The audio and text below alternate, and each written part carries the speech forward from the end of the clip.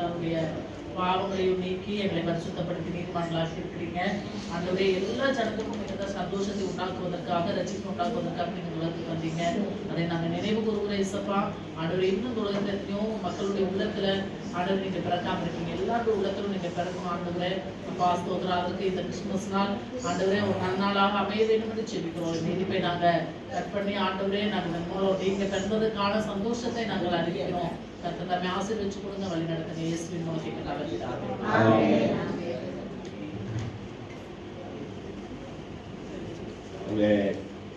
கேக்கை கட் பண்ணும்போது happy Christmas, அப்புறம் ஒண்டர்ஃபுல் கிறிஸ்மஸ், மெரி கிறிஸ்மஸ் சொல்லாமல் ஒண்டர்ஃபுல் கிறிஸ்மஸ் அப்படின்னு சொல்லுவோம். அதிசயமானவர் அப்படிங்கிறதுக்கு அர்த்தமாக அந்த வார்த்தையை சொல்லலாம்.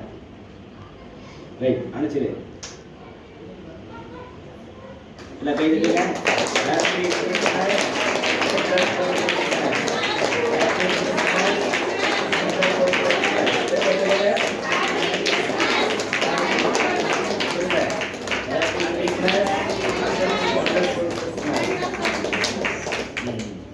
எல்லாருக்கும் பாஸ்டமாக கொடுக்க முடியாது, இங்கே இருக்கிறவங்களுக்கு மட்டும் தருவாங்க.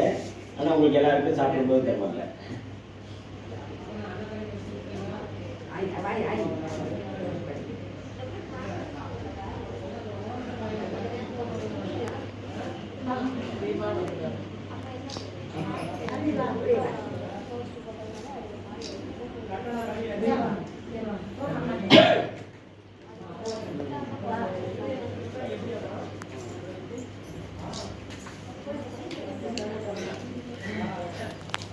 நீங்க வாங்கல கேட்க வேண்டாமா?